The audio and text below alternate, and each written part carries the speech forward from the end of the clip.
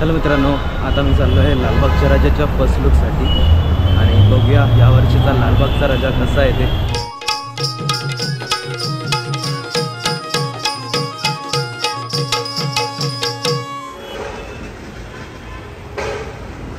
तर आता वाजलेत 6 आणि 7 वाजता आहे फर्स्ट लुक. बघूया आता मार्केटमध्ये आलं आणि थोडी गर्दी झालेली दिसते.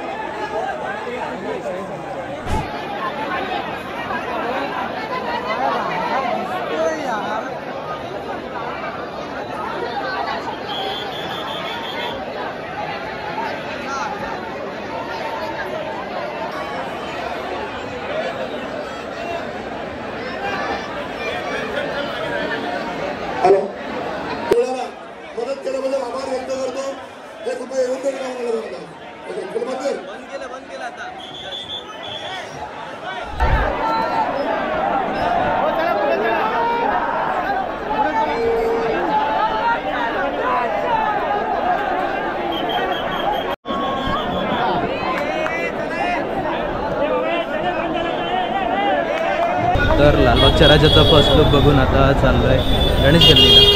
तर आता आलो आहे गणेश गल्लीत, म्हणजे मुंबईच्या राजा.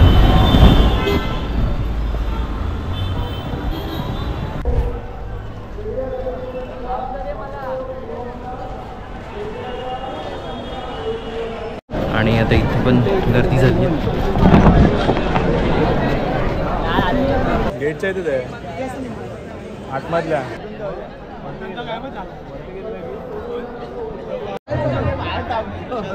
तर आता आत आलो आहे आणि इथे पण गर्दीच आहे. कोणी घाई गडबड करायची नाहीये. स्पीकर सांभाळा. मूर्ती मुंबईच्या राजाचा, मुंबईच्या राजाचा 10 9 8 7 6 5 4 3 2 1.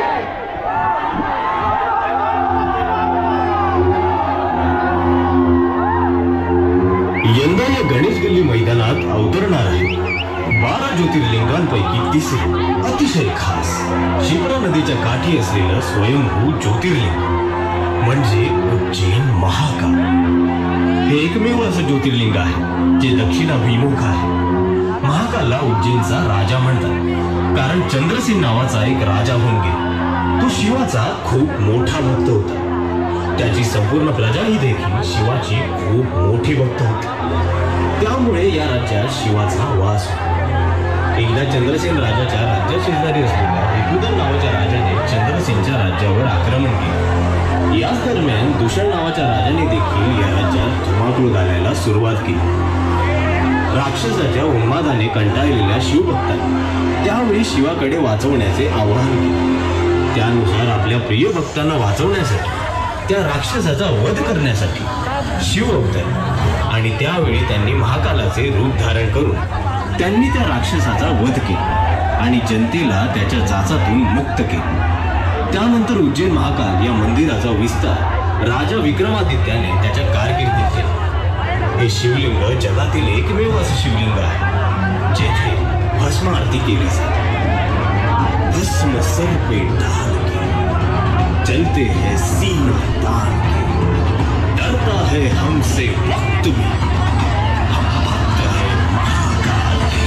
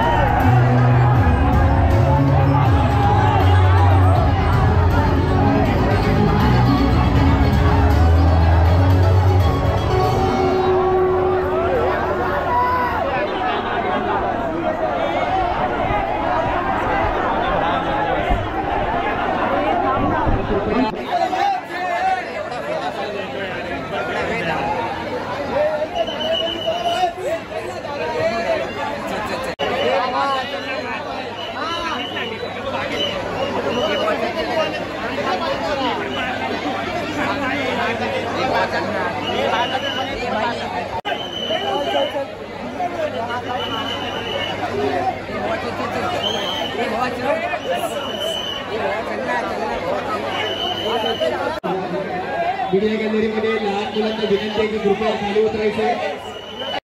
तर आता दर्शन झालं आहे मुंबईच्या राजाचं आणि हा ब्लॉग इथे संपतो आहे. ब्लॉग आवडला असेल तर लाईक करा, शेअर करा, चॅनलला सबस्क्राईब करा.